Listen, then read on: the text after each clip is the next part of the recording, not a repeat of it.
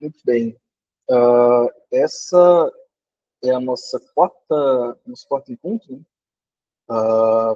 do grupo de estudos. Nos últimos encontros, a gente discutiu, nos últimos três encontros, né, a gente discutiu um pouco sobre os antecedentes, né, antecedentes históricos do cristianismo, a gente falou sobre a vida de Jesus Cristo, e aí a gente começou a discutir sobre os apóstolos em si. No último, no último encontro, a gente falou sobre a história de Pedro, do apóstolo Pedro, e de Tiago, irmão de Jesus, né, o irmão do Senhor.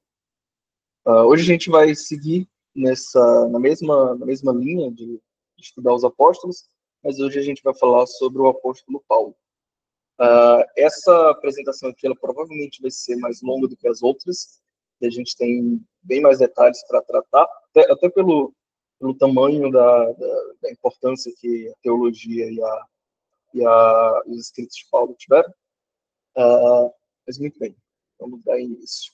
A gente vai focar, né, na questão apostólica aqui. Nesse grupo de estudos, a gente vai focar em Pedro, que a gente discutiu no encontro passado, Pedro, Paulo, nesse encontro, e no próximo que a gente vai discutir sobre João. Muito bem. Bom, como sempre, a gente começa com as fontes que a gente vai tratar aqui, né? Da mesma forma que a gente dividiu nos últimos encontros, a gente vai ter fontes autênticas e fontes apócrifas, né? Fontes que não são muito confiáveis. Das fontes autênticas, a gente vai considerar as epístolas de Paulo, os Atos dos Apóstolos, né, que a gente vai se basear bastante para tentar compreender a dinâmica de algumas discussões da época de Paulo, e os escritos pós-apostólicos e patrísticos. Então, no caso, os escritos pós-apostólicos são aqueles escritos imediatamente posteriores aos apóstolos, né, os seus discípulos ou discípulos de discípulos. E os patrísticos também até mais ou menos o século IV. De fontes apócrifas, algumas delas a gente já comentou, a gente já discutiu no encontro passado. A gente vai ter basicamente os Atos de Tecla e Paulo. Esse não vale a pena explicar novamente sobre esse Atos de Tecla e Paulo, mas esse escrito apócrifo ele traz essa personagem cristã, que seria Tecla. Até hoje, na verdade, algumas igrejas ortodoxas gregas celebram Tecla como a primeira mártir mulher, mas esse escrito em si, ele tem origem gnóstica. Muito provavelmente a origem dele é gnóstica, e ele já foi ali criticado já entre os primeiros os pais antinicenos, né? Ele já foi criticado, mas ainda assim é uma fonte para a gente pelo menos compreender qual era a visão que os primeiros cristãos tinham sobre Paulo. A gente tem o próprio Atos de Paulo, né? Que são bem semelhantes aos Atos de Pedro, que a gente comentou na aula passada, mas também são uma reconstrução gnóstica, né, dos atos canônicos. Todos esses atos aqui, na verdade, eles tentam preencher espaços que o Ato dos Apóstolos de São Lucas deixou, né? Então, tem algumas lacunas que foram deixadas, como qualquer texto histórico, e esses outros atos eles tentam preencher essas lacunas. Mesma coisa acontece com Atos de Pedro e Atos de Paulo. Geralmente se atribui a autoria dos Atos de Paulo a São Lino. A gente não tem esse texto completo, só foi conservado alguns fragmentos. E a ênfase principal desse texto é castidade, basicamente. De acordo com Tertuliano, na obra sobre o batismo dele, o autor do Atos de Paulo ele seria um presbítero da Ásia. A gente não tem muita certeza. Esse texto ele foi muito utilizado principalmente pelos maniqueístas, ali pelo século IV, século III, século IV. E é desse texto também que a gente tem a descrição do julgamento e da execução de Paulo em Roma, né? Mesma coisa que vai ser tratada nos Atos de Pedro e Paulo.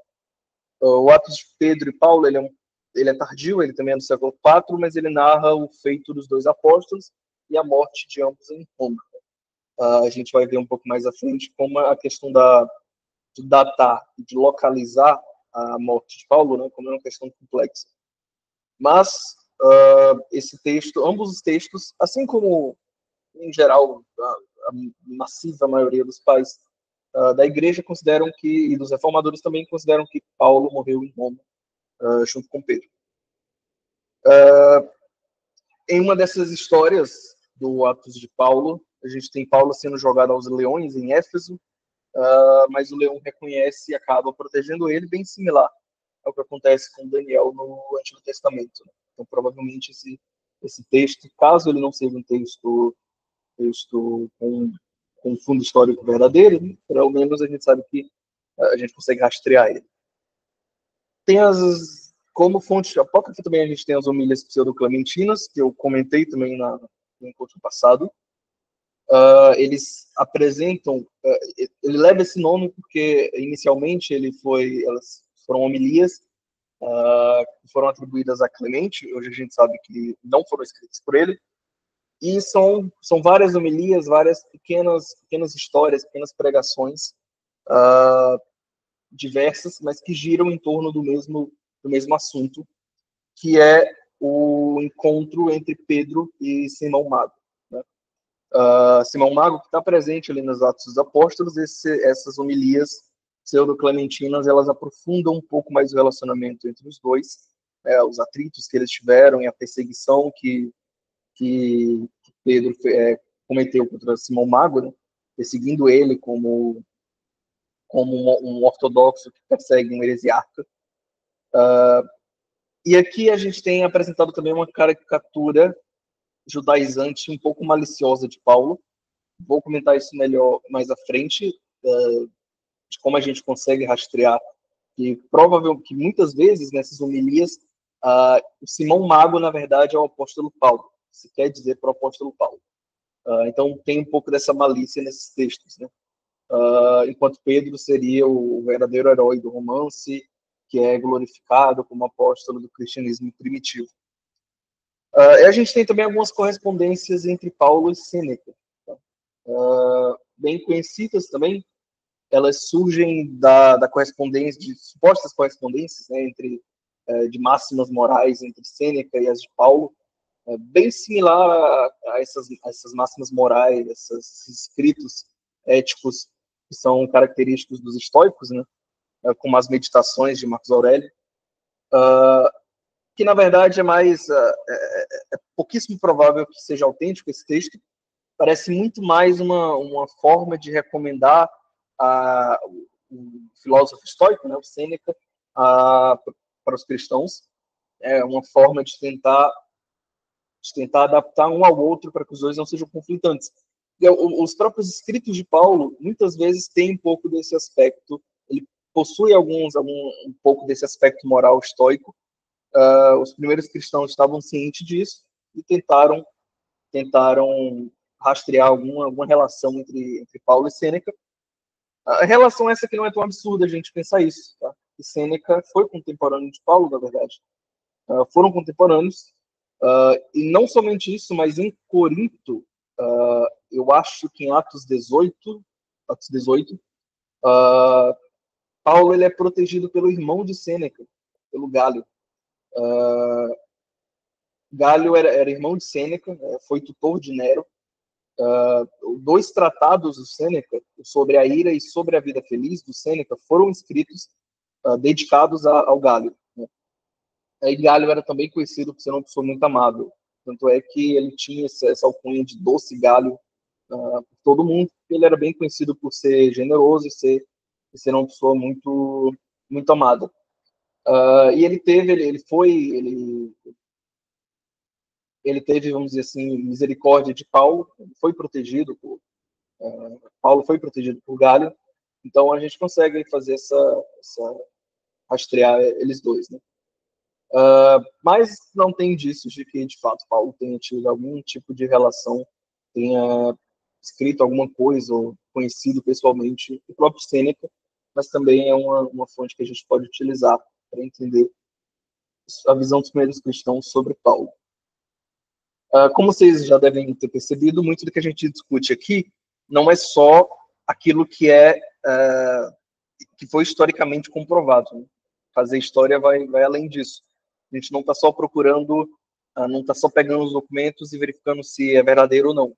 Até os documentos falsos para a gente têm utilidade, para a gente conseguir entender a mentalidade dos primeiros cristãos, que é por vezes uma coisa meio enigmática, especialmente nesse período, no fim do primeiro século, que é o período que a gente começa a tratar nessa aula. Bom, um pouco da vida do apóstolo Paulo. A primeira coisa é se o nome dele é Saulo ou é Paulo. Né? Se tinha um antigo mito de que Saulo e Paulo seriam nomes diferentes, né? E que Saulo significaria grande, Paulo significaria pequeno, e que isso teria a ver com a conversão dele. Mas isso, de fato, é um mito, não é uma lenda. O caso aqui, entre esses dois nomes, é semelhante ao que a gente comentou sobre Cefas e Pedro. Né? Paulo, simplesmente a forma helenizada do nome hebraico Saulo. Saulo significa desejado, Paulo significa pequeno, então não tem nada a ver com a conversão dele, simplesmente uma mudança na raiz do nome mesmo. Antes era hebraico, ele passa a receber o nome latinizado dele. Paulo nasceu em Tarso, no sudeste da Turquia. Eu coloquei um mapa aqui do lado direito, para vocês terem mais ou menos uma noção. Então, aqui embaixo a gente tem Jerusalém, subindo Antioquia, e vindo um pouco mais aqui para o lado, a gente chega em Tarso, que seria aí o sudeste da Turquia, que hoje é a Turquia. Ele era judeu, a ascendência dele é judaica. Ele nasce alguns anos depois de Cristo, na cidade de Tarso, né, que é a província da Cilícia. Ele herda os direitos de cidadão romano. Então, ele nasce sob o poderio romano. Então, ele, apesar de ser judeu, ele também é um cidadão romano. Isso vai ser bem importante para o trabalho teológico dele. Para a gente entender um pouco do plano de fundo, né, da vida de Paulo, a gente tem que entender que entre os apóstolos ele provavelmente foi o mais estudado, mais se aplicou ao estudo não só teológico, mas filosófico também. Isso fica evidente em muitas das cartas dele, muito do linguajar que ele utiliza. Alguns termos que ele utiliza são termos muito técnicos.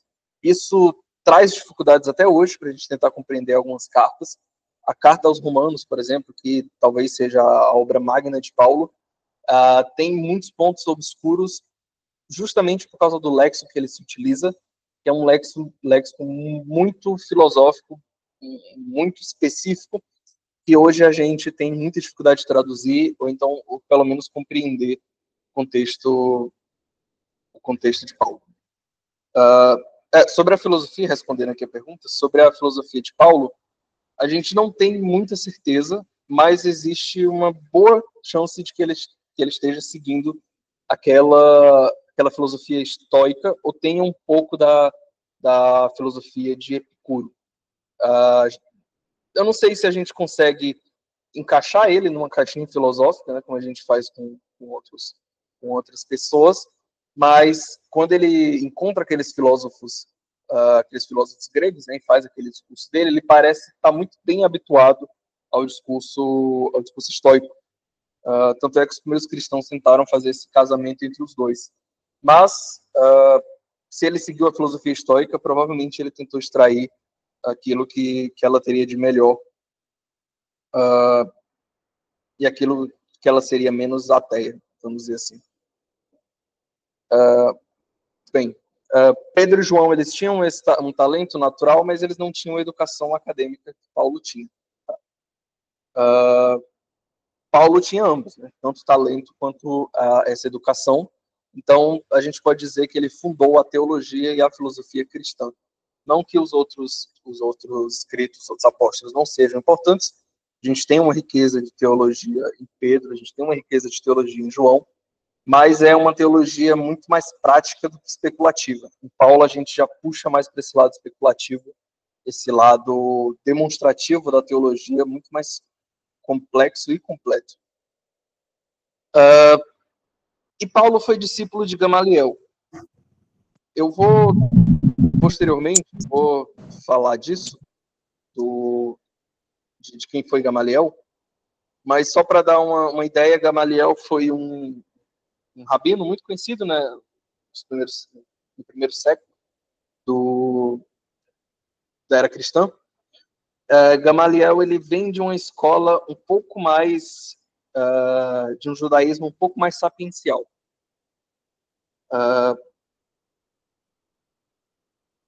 A formação, sobre a educação do apóstolo, né, a formação de São Paulo, ela foi rigorosamente judaica, baseada nas escrituras do Antigo Testamento.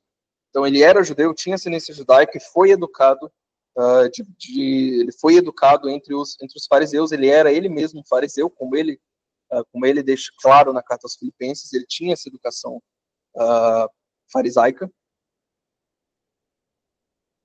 E ele tinha um conhecimento elevado na versão grega da Bíblia hebraica, né? Tanto na versão hebraica quanto na versão grega, né, que é a Septuaginta.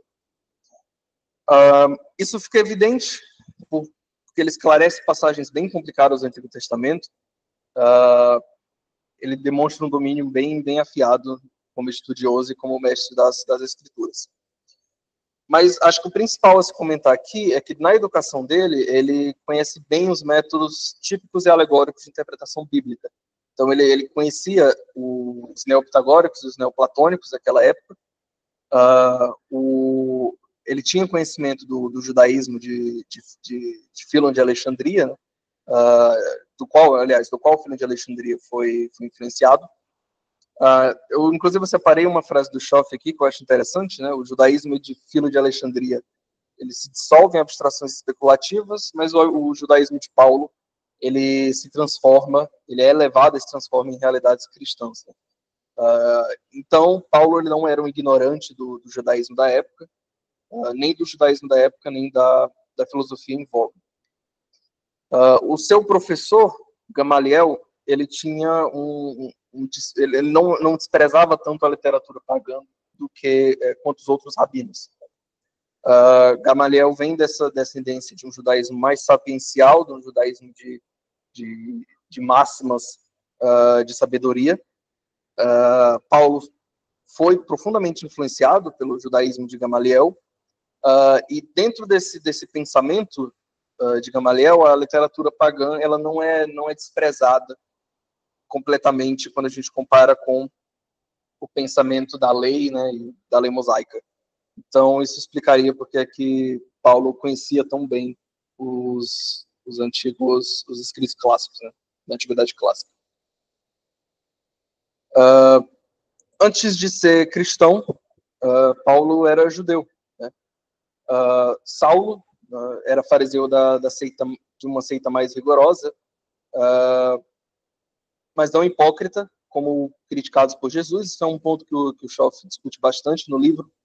Apesar de vir de um plano de fundo fariseu, inclusive eu li um comentário há não muito tempo sobre isso, sobre como a perseguição que Paulo tinha à igreja, ela era motivada por um zelo por Deus, apesar de estar profundamente errada, ela tinha a motivação de um zelo pelas coisas de Deus, mas posteriormente Deus abre os olhos dele para o que ele está fazendo.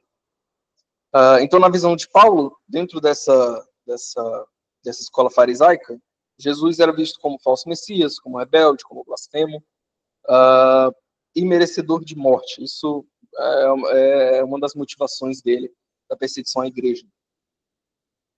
Tanto é que ele atua ativamente na perseguição a Estevão, né? Ele, inclusive, se alegra com a morte de Estevão, como diz o relato de Atos dos Apóstolos. E provavelmente ele nunca viu Jesus antes da visão em Damasco. Tá? Provavelmente Paulo nunca teve contato com Jesus, até porque em boa parte o trabalho dele foi realizado na Turquia, então ele provavelmente não chegou a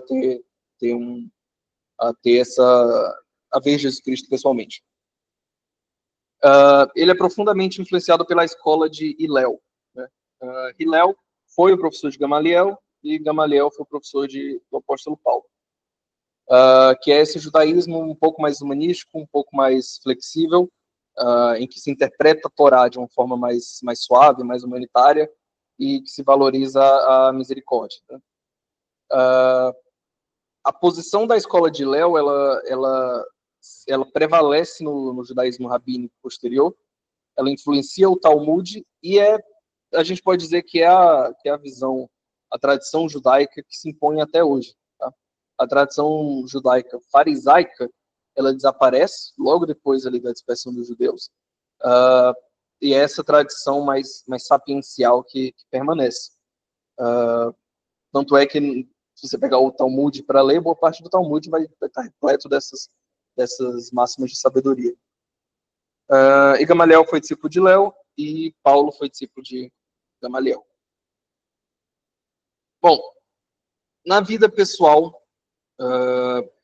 de Paulo era cidadão romano, como eu comentei. Muito provavelmente ele era pobre, e a gente sabe disso porque, como ele mesmo diz, ele dependia de trabalho manual para sobreviver. Então ele provavelmente não era político, não tinha nenhum título de nobreza. Então muito provável que ele fazia parte da casta mais baixa do Império Romano. A gente sabe que ele possuía uma irmã que vivia em Jerusalém.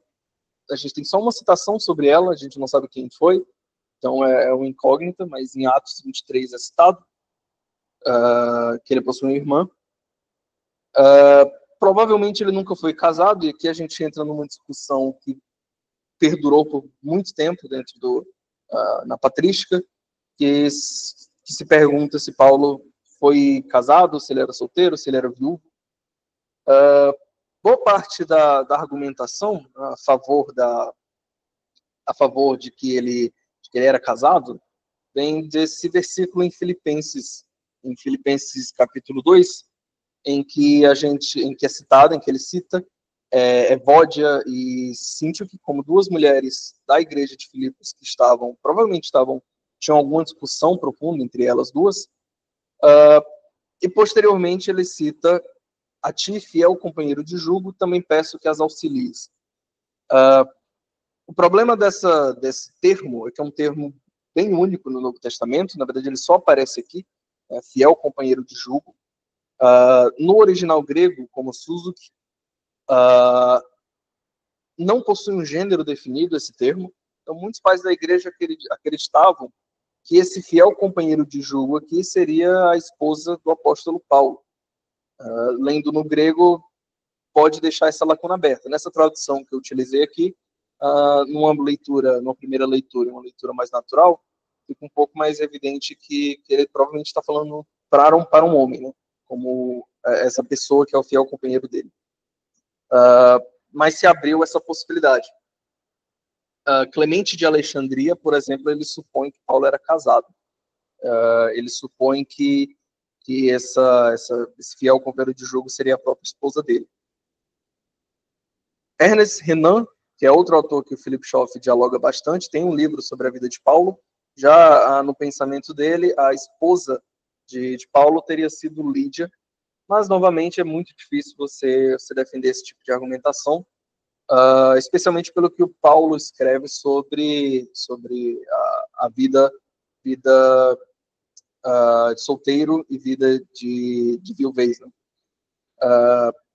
E alguns outros concebem que Paulo seria viúvo, justamente porque quando ele fala sobre ser solteiro e ser viúvo, ele se coloca como fazendo parte desse grupo que contém esses dois, né?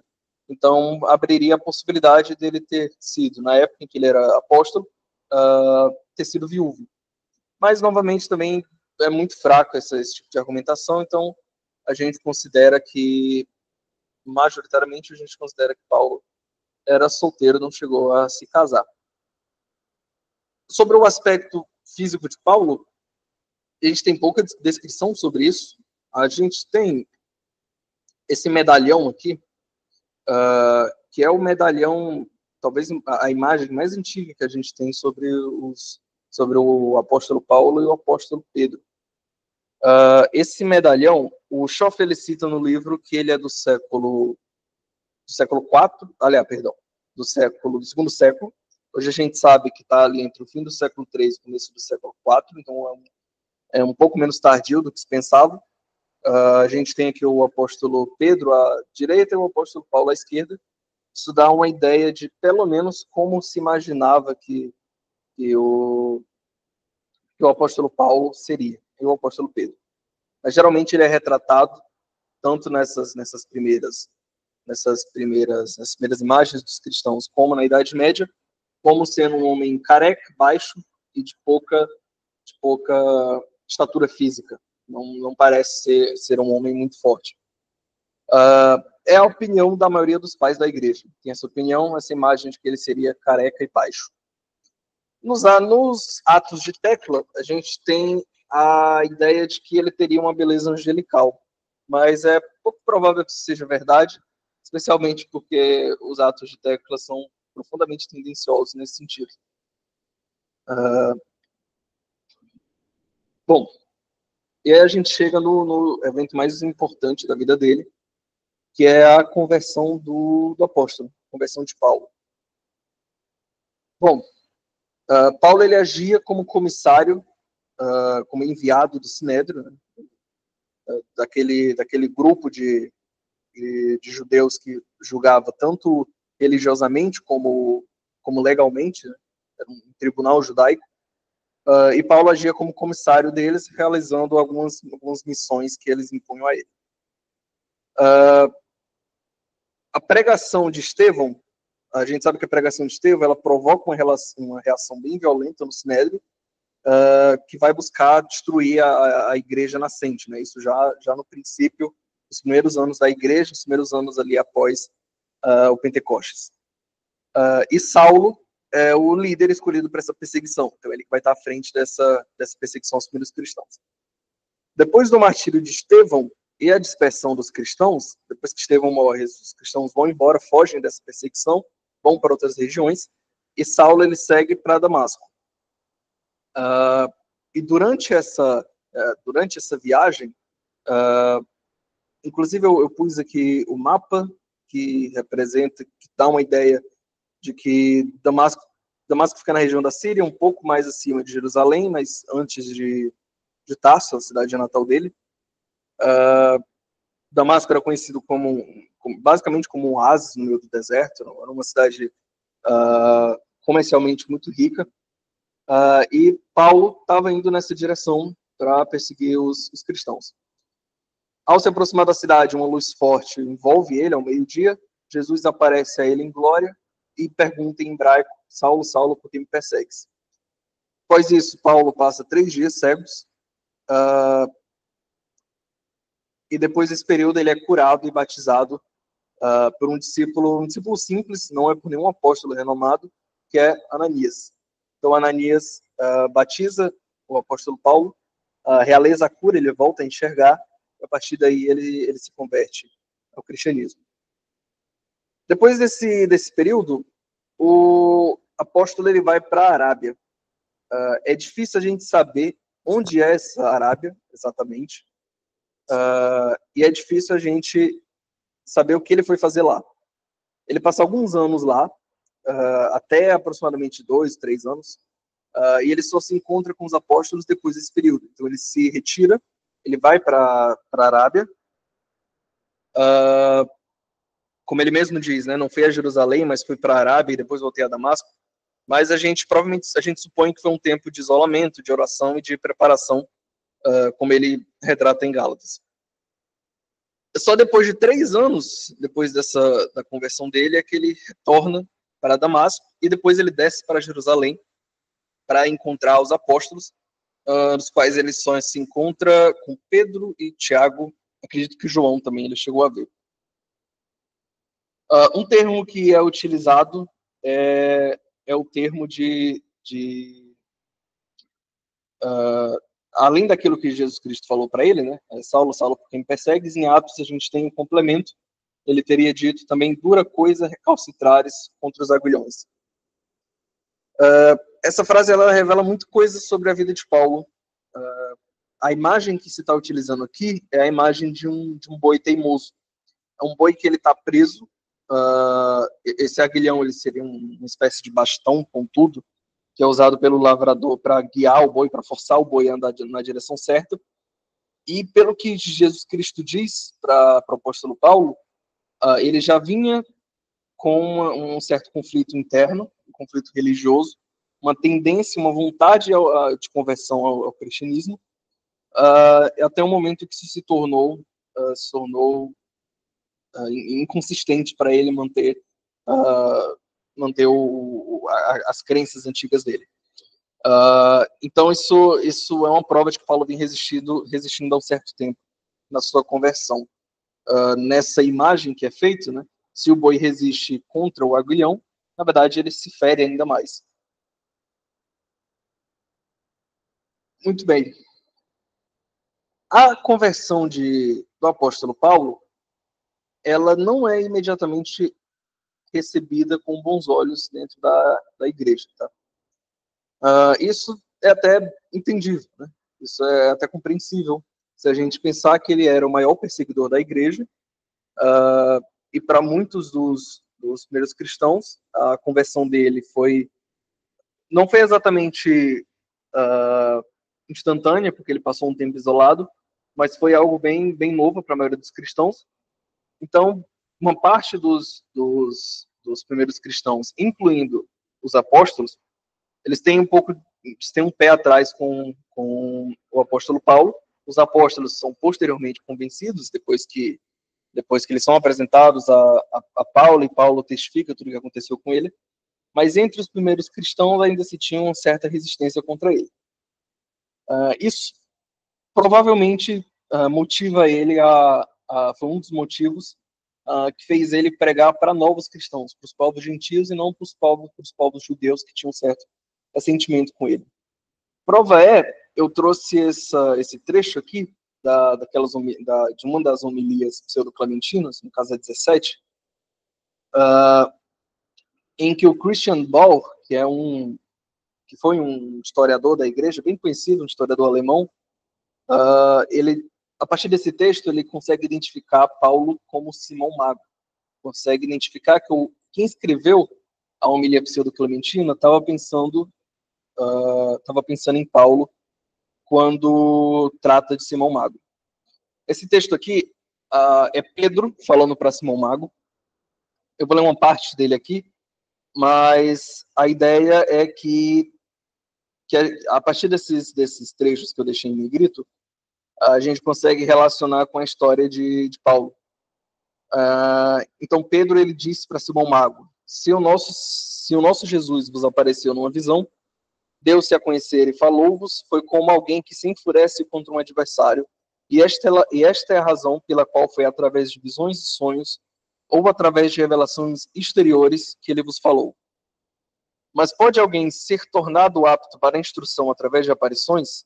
E se disserdes, é possível? Então pergunto, por que o nosso mestre permaneceu e discursou durante 1 ano inteiro aos que estavam acordados? E como havemos de crer na vossa palavra, como quando nos dizeis que ele vos apareceu? Então a ideia aqui é que se está colocando a conversão, né, por meio de uma visão, de uma revelação, foi o que aconteceu com Paulo, como menos digna do que daqueles que estavam presentes, daqueles apóstolos que viram Jesus Cristo propriamente. E posteriormente, mais à frente, ele diz: pois em oposição direta a mim, que sou uma rocha firme, o fundamento da igreja, estáis agora. Se não me opusesseis, não me acusaríeis, nem difamaríeis a verdade por mim proclamada, para que não me acreditassem quando digo que ouvi com meus próprios ouvidos do Senhor, como se eu fosse evidentemente uma pessoa condenada e de má fama.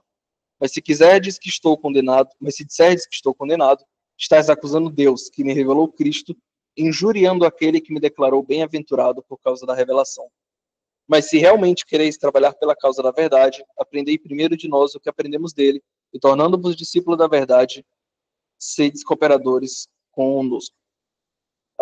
Então, a ideia aqui é que Pedro está falando para Simão Mago que a crença de Simão Mago ela é inferior, porque ela veio através de uma visão, ela veio através de um sonho, e que Simão Mago está em oposição a Pedro. O Christian Ball ele identifica que, muito provável, isso aqui foi utilizado como uma perspectiva maliciosa contra Paulo, Porque em ambas as situações que ele cita, tanto a partir da conversão de Paulo, que foi uma conversão a partir de uma aparição, então Paulo não viu Jesus Cristo, não ouviu diretamente dele, mas ouviu ele a partir de uma visão. Então, primeiramente, Pedro, esse personagem, né, que se passa por Pedro, ele minimiza essa conversão, a conversão de Paulo por ter ocorrido a partir de uma visão. Depois ele cita uma oposição que aconteceu de Paulo contra Pedro, e a gente consegue rastrear isso até aquele incidente em que Paulo repreende Pedro. E o próprio Pedro, ele se diz como: eu sou uma rocha firme, eu sou o fundamento da igreja, e você está em oposição a mim. Então a ideia é que se Paulo tivesse sido humilde, né, vamos dizer assim, ele teria primeiro sentado e aprendido com os apóstolos, com Pedro.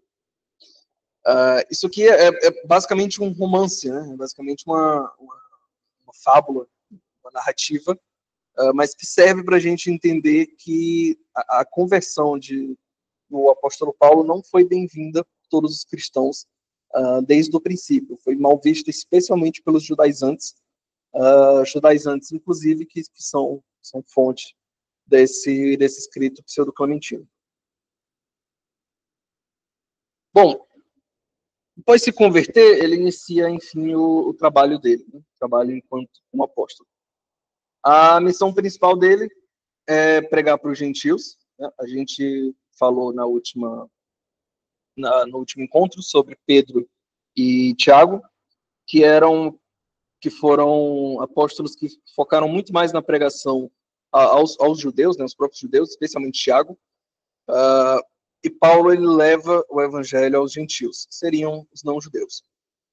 Mas a gente tem, essa figura ela não é completamente binária, a gente tem uma terceira posição aqui entre os gentios e os não-judeus, que são os prosélitos.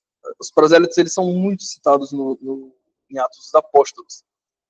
Quem é que são esses prosélitos, né? Esses prosélitos, eles são gentios, etnicamente eles são gentios, mas que simpatizam com o judaísmo. Então eles não passaram pela circuncisão, eles não adotam totalmente a lei judaica, mas ainda assim eles simpatizam com o Deus de Israel. Na literatura de história da igreja, às vezes eles são chamados de meio convertidos ou convertidos parciais, né? Mas quando vocês verem esse termo, basicamente ele está falando desses prosélitos. O maior exemplo de prosélito que a gente tem é a própria Lídia, né? A Lídia ela era uma mercadora de púrpura da cidade de Filipos. Ela não era judia de sangue, mas ela tinha uma ligação espiritual muito forte com o judaísmo, porque o próprio relato de Atos diz que ela era uma adoradora de Deus. Ou seja, ela era uma gentia que respeitava o Deus de Israel, ela participava da sinagoga e das práticas judaicas como ouvinte, mas ela não era judia de nascimento. Então, esses prosélitos, essa classe intermediária entre gentios e judeus, serviu justamente como ponte para levar o evangelho para os povos, para os gentios, né? Então, em boa parte, o crescimento exponencial do cristianismo nos 3 primeiros séculos se vale muito desses prosélitos. O que não era estranho de forma alguma, tá? Esses prosélitos, eles não são personagens novos, não são personagens que aparecem a partir do Novo Testamento. Ainda no Antigo Testamento, a gente tem algumas espécies de prosélitos.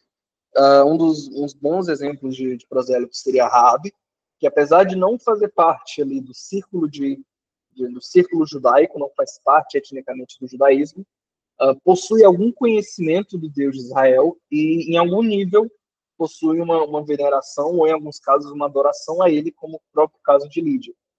Então, não é 100% novo isso no Novo Testamento. A gente tem algumas inscrições disso no Antigo. Bom, e como é descrito em Atos dos Apóstolos, né? Tu levarás o meu nome perante gentios, reis e filhos de Israel. Então, ele também leva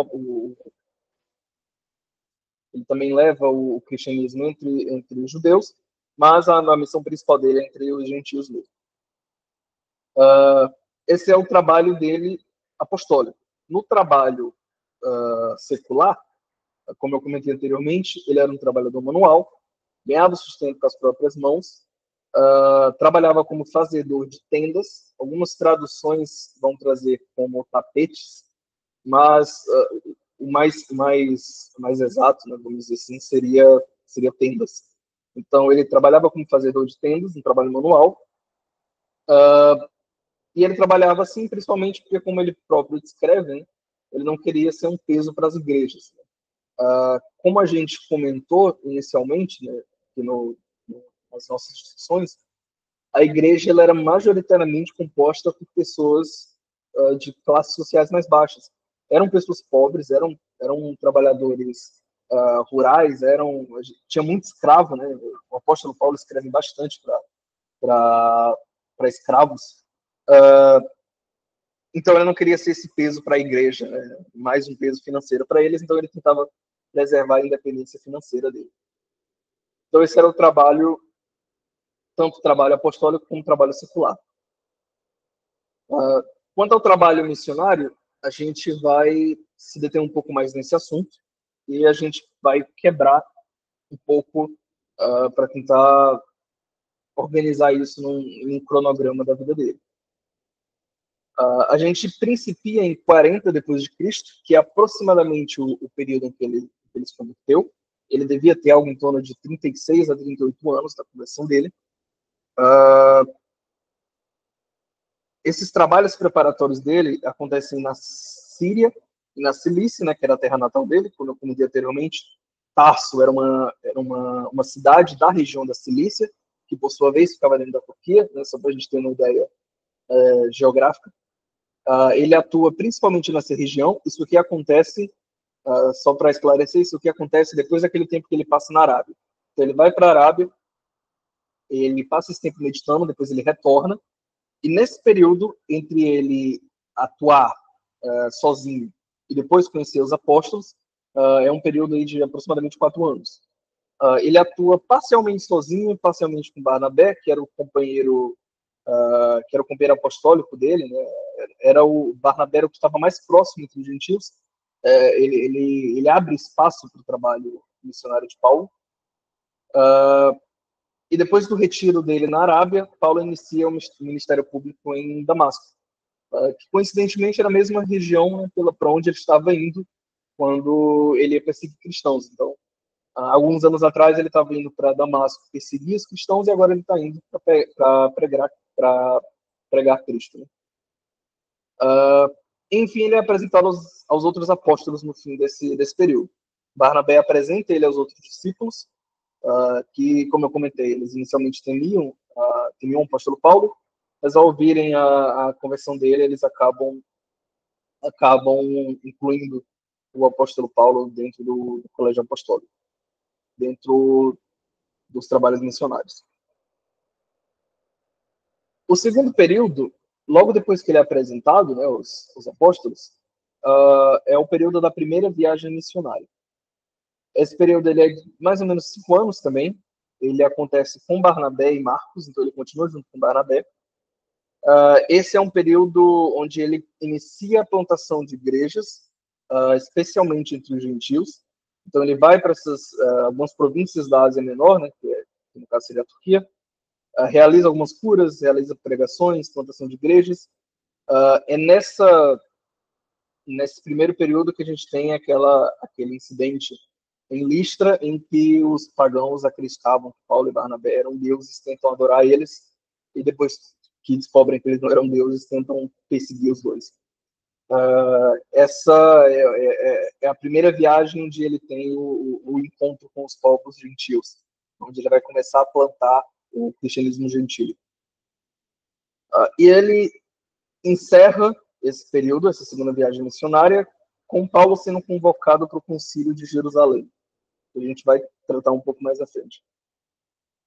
A segunda viagem missionária vai de 51 a 54 depois de Cristo. Acontece após o Concílio de Jerusalém, que a gente mais à frente vai entender qual foi o impacto disso. Agora ele não está mais com Barnabé, ele está junto com Silas. Ele visita algumas igrejas antigas que ele já tinha plantado na primeira viagem missionária, estabelece algumas novas igrejas, é nesse período que a gente tem a conversão de Lídia, que a gente tem aquele discurso que ele dá diante dos filósofos gregos, né? E é nesse período que ele inicia, que ele começa a pregar em Corinto. Vai ser uma das igrejas, uma das maiores igrejas daquele período. E no fim dessa viagem missionária, é nesse período que ele escreve as 2 epístolas aos Tessalonicenses, que é uma das epístolas mais, provavelmente as mais antigas dentre as epístolas dele. A terceira viagem missionária, a gente não tem muita informação. O que a gente sabe é que a igreja de Éfeso foi estabelecida e que ele escreveu as grandes cartas doutrinárias dele, que seria Gálatas, Coríntios e Romanos. É nesse ponto em que acontece o amadurecimento da teologia de Paulo. Seria a terceira viagem missionária. Depois dessa viagem, a gente tem o último período, que é o período das prisões e da viagem para Roma. Paulo é preso em Cesareia. Ele é preso em Cesareia. Ele fica preso por cerca de 2 anos, aguardando o julgamento. Como cidadão romano, ele pode apelar para César, o imperador, e ele de fato apela. E aí, posteriormente, ele é enviado para um julgamento em Roma. Ele fica em Roma por aproximadamente 2 anos em prisão domiciliar. Quando Paulo escreve, na maioria das vezes, quando Paulo comenta que ele está escrevendo da prisão, essa prisão aqui ela é uma prisão domiciliar. Segundo Philip Schaff, é uma prisão que está longe de ser uma prisão tão ruim quanto seria uma prisão local mesmo. Né? Sendo uma prisão domiciliar, ele tem muito mais liberdade para conseguir escrever as cartas dele. E é nesse período que ele escreve 4 cartas um pouco menores, que são as cartas a Colossenses, Efésios, Filipenses e Filemão, que seria a menor das cartas dele. Cartas, inclusive, um pouco mais pessoais do que as outras cartas doutrinárias. Durante esse período, ele se encontra muitas vezes com Félix. Félix é uma figura recorrente em Atos dos Apóstolos, que só para situar um pouco aqui, Félix ele era o procurador romano da província da Judéia. Então, ele seria basicamente o governador nesse período. Enfim, a gente tem o último período, que são os últimos relatos que a gente tem do apóstolo Paulo, que vai de 63 a 64 depois de Cristo, que é um período aí de 1 a 2 anos só. O relato de Lucas, ele termina abruptamente no segundo ano de prisão. Então, Paulo está preso em Roma, prisão domiciliar, e o relato de Lucas termina aí. A gente não tem mais informações sobre isso. Então, o resultado do que aconteceu nesse julgamento, ele é bem incerto. A gente tem algumas possibilidades.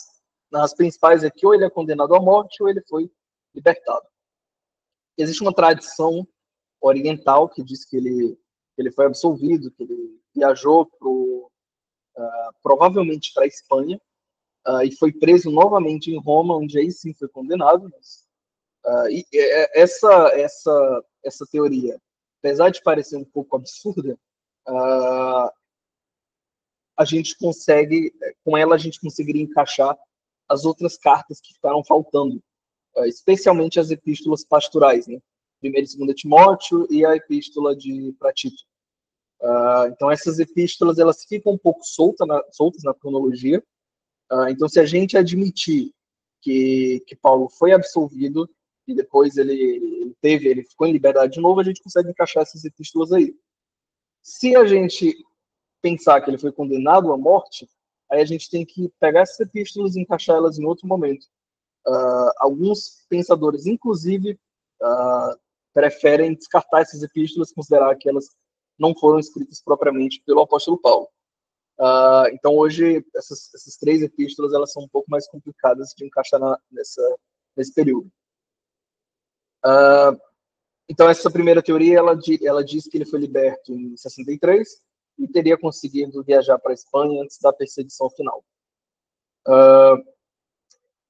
A gente sabe que essas epístolas que eu citei agora são as epístolas finais da vida dele, porque, propriamente, em 2 Timóteo foi escrita na prisão, E aí o próprio conteúdo da epístola já fala que o apóstolo Paulo prevê a morte dele, né? Prevê que a morte dele é iminente, está chegando. Então, bem provável, a gente pode acreditar que Paulo foi sim condenado à morte nesse período. Praticamente todos os pais da igreja concordam que Paulo foi martirizado sob Nero e que ele estava junto com Pedro nesse martírio. De provas históricas mesmo, sinceramente, a gente tem poucas provas disso. A gente não tem muita substância histórica para afirmar isso, mas a tradição vai dizer isso. E o local que se acredita que foi o martírio, ela fica 5 quilômetros de Roma, aproximadamente, em Trefontaine. E hoje, se eu não estou enganado, hoje é um monastério. Eu comentei um pouco antes sobre a primeira viagem missionária dele, que foi interrompida pelo Concílio de Jerusalém. E mais do que pelo Concílio de Jerusalém, ela é interrompida pela questão da circuncisão, que é o que a gente vai tratar a partir de agora. Na primeira viagem missionária dele, ele foca em pregar o evangelho para gentios, ele espalha a palavra, ele planta igrejas, então um período muito profícuo no ministério de Paulo. Só que, naturalmente, isso traz controvérsias, traz algumas questões novas para dentro do cristianismo.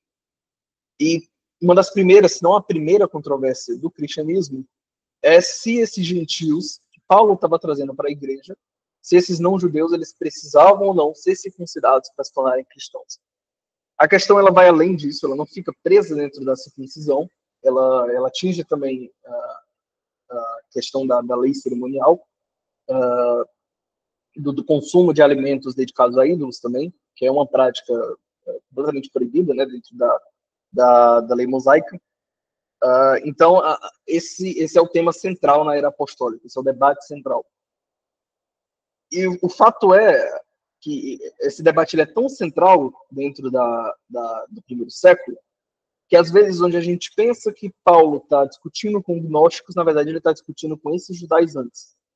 E Paulo ele se utiliza de um linguajar um pouco, a gente pode dizer assim, até um pouco irônico, um pouco malicioso, quando ele está descrevendo esse incidente com Pedro, né, na sua carta aos Gálatas, ele se utiliza um pouco de uma linguagem irônica que, em um primeiro momento, uma leitura mais natural em português, hoje a gente não consegue identificar isso tão bem, mas lendo alguns comentários sobre o original do grego, a gente consegue compreender que ele utilizava ali de algumas figuras de linguagem um pouco mais sarcástico. Como um colérico, exatamente. E não somente isso, como em Filipenses, ele chama esses judaizantes de cães. Então, ele se utiliza de um linguajar bem forte para tratar dessas pessoas. Mas então a gente tem que entender que discussão foi essa. Vamos lá. Se a circuncisão fosse obrigatória para ser cristão, o cristianismo ele ficaria restrito ao povo judeu e alguns prosélitos que teriam aí passado pela circuncisão. Só que o avanço da missão de Paulo entre os gentios, ela traz essa urgência para essa questão. Começou realmente a existir uma certa segregação entre esses cristãos, os cristãos que vinham do judaísmo e os cristãos que vinham do paganismo. Isso fica evidente naquele incidente, né, em Antioquia, em que Pedro se junta àqueles cristãos que foram enviados de Tiago, que eram do grupo judaizante, e a partir daí ele não senta mais, Pedro não congrega mais, não confraterniza mais com os irmãos que são gentios. Então isso mostra um pouco desse caráter mais farisaico desse grupo judaizante. Porque esse grupo judaizante, esse grupo farisaico, era o grupo que mantinha controle sobre a igreja em Jerusalém, que era a igreja que era pastoreada por Tiago, né, irmão do Senhor, e era o centro religioso e político da época, né, muito antes de Roma se tornar o centro o centro religioso do cristianismo ali na Idade Média, né? Jerusalém era há bem mais tempo esse centro. Muito bem. E essa tensão ela vai escalando, ela escala especialmente entre Jerusalém e Antioquia, e essa discussão ela culmina no Concílio de Jerusalém, que está lá descrito em Atos capítulo 15. O Concílio de Jerusalém ele é realizado no ano 50 ou 51 depois de Cristo, muito provável que tenha sido no ano 50, e a gente tem dois polos étnicos, dois polos culturais também distintos que estão em voga aqui, que é a Igreja de Antioquia, cujos representantes são Paulo e Barnabé, e também Tito, ele acaba entrando como representante da igreja, e a Igreja de Jerusalém, cujos representantes são Tiago, Pedro e João, acaba entrando também de forma um pouco mais secundária. A Igreja de Jerusalém era composta praticamente por completo, né, por judeus convertidos, e tinha uma visão mais conservadora sobre a convivência com os gentios. E a Igreja de Antioquia, ela predominava os gentios convertidos, então o grupo de judeus na Igreja de Antioquia era mínima. E dentro dessa igreja prevalecia a inclusão plena dos gentios. Então não se tinha essa obrigatoriedade de seguir a lei judaica. Esse concílio ele parece ser presidido por Tiago, apesar de Pedro ser o que toma a palavra primeiro, é Tiago quem mais fala nesse concílio e é quem vai dar os pareceres finais, as decisões finais. Mas isso de forma alguma implica em um bispo mais importante que os outros, né? Na verdade, essa discussão, como o próprio relato bíblico diz, essa discussão envolvia todos os presbíteros da época. Então, cada um dos presbíteros teve a oportunidade de falar e puderam discutir sobre isso aqui. E no fim desse concílio é redigida uma carta oficial que é enviada para as igrejas gentílicas, né, especialmente Antioquia, com o resultado do concílio. O concílio ele termina por decidir que a circuncisão não seria obrigatória para os gentios, então não havia necessidade de seguir a lei mosaica, os cristãos estavam possuindo liberdade para isso, mas eles deixam algumas exortações um pouco mais práticas no fim, para promover a harmonia, né, com os cristãos judeus. Eles recomendam que esses cristãos gentios eles se abstenham de coisas contaminadas por ídolos, da carne de animais sufocados, do sangue desses animais, né, alimentos que tenham sangue desses animais. E essa exortação ela tem muito mais um caráter prático do que dogmático em si. O objetivo dela é mais manter uma harmonia entre os dois grupos, né?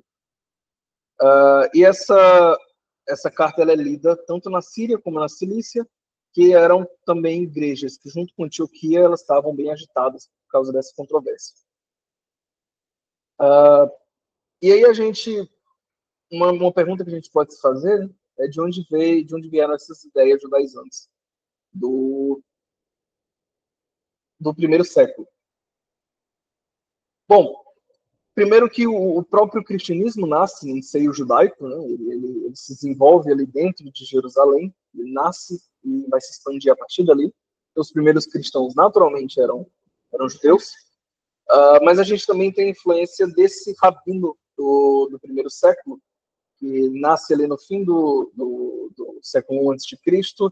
e morre ali aproximadamente em 30 depois de Cristo, um pouco antes, que seria Shammai, que ele desenvolve uma escola, ele foi um rabino muito importante da época, muito popular. Ele desenvolve a escola de Shammai, que era uma escola que se opunha à escola de Gamaliel, que a gente tratou anteriormente, que era a que Paulo fazia parte. Essa escola ela é bem conhecida por defender a observância mais rigorosa da circuncisão, do sábado, das purezas rituais e alguns outros aspectos da lei. Dessa escola, a gente tem Tiago, irmão de Jesus, muito mais próximo dessa escola do que o apóstolo Paulo, que estava mais próximo da escola de Gamaliel. Então a gente consegue, a partir daí, começar a formar, começar a entender quais influências estavam ali sobre cada um. Bom, as consequências do concílio, né? Apesar do concílio definir, né, de forma dogmática, que os cristãos gentios não precisavam seguir a lei mosaica, ainda assim se abriu essa possibilidade de algumas interpretações divergentes. Né? Então a gente continua tendo ainda assim conflitos futuros como aquele incidente em Antioquia, que acontece após o concílio. Então, mesmo após o concílio deliberar que não havia necessidade dos gentios seguirem a lei mosaica e praticarem a circuncisão, mesmo após essa decisão, em Antioquia a gente ainda tem aquele incidente dos judaizantes não quererem sentar juntos ou congregar junto com os gentios. Então o concílio definiu aquilo dogmaticamente, mas na prática a gente ainda tem esse conflito. O Schoff chama de interpretação mais liberal e estrita, mas liberal no sentido étnico mesmo, de você permitir a comunhão plena, né, entre os judeus e os gentios.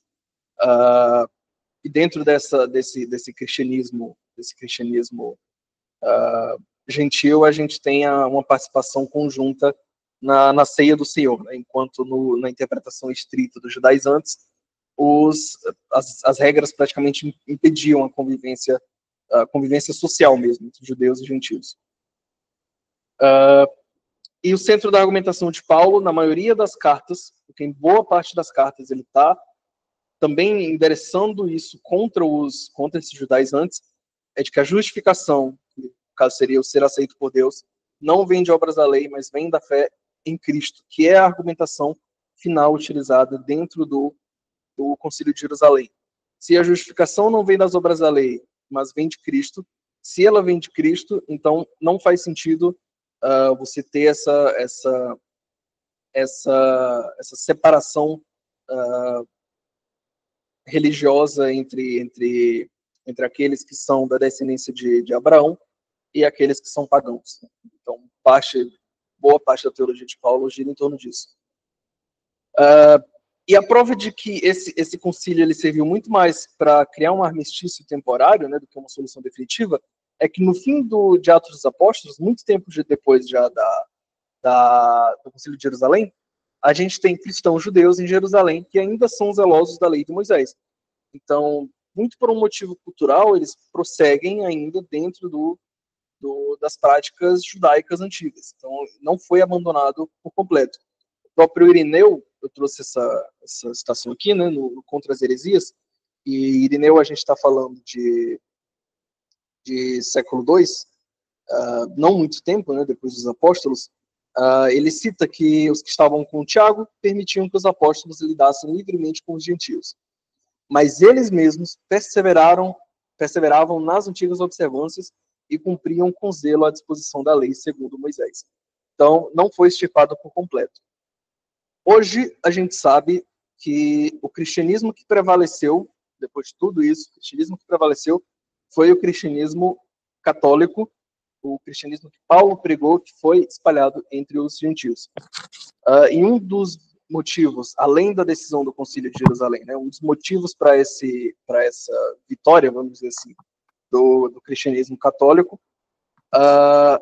foi a dispersão dos judeus com a queda de Jerusalém. Então, quando os judeus são dispersos de Jerusalém, com a destruição de Jerusalém, ali no fim do primeiro século, esses primeiros cristãos, né, que ainda praticavam, que ainda tinham o zelo, né, a disposição da lei segundo Moisés, que ainda praticavam essas cerimônias religiosas judaicas, eles acabam perdendo a força deles, porque eles são dispersos junto com os outros judeus, e acabam se misturando com outras igrejas que se mantiveram em pé, como, por exemplo, a própria igreja de Antioquia, a igreja de Roma, e assim a gente tem uma remoção, uma mudança, um deslocamento, né, do polo católico de Jerusalém para essas outras religiões.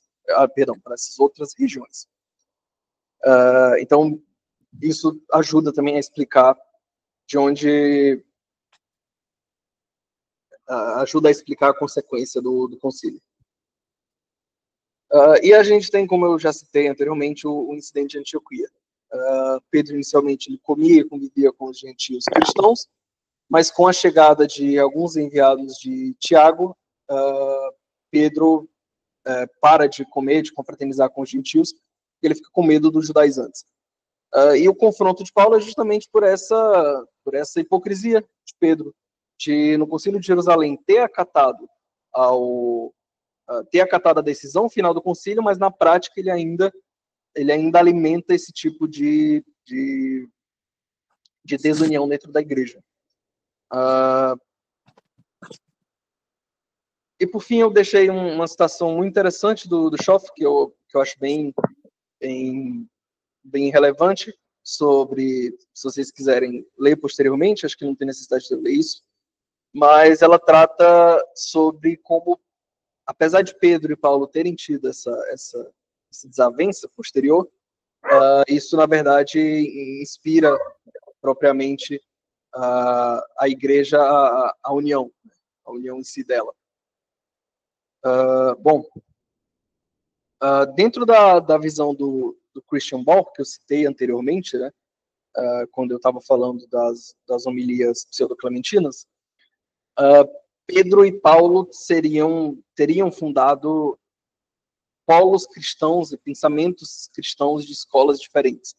Pedro teria ele seria de uma ala do cristianismo um pouco mais judaizante, um pouco mais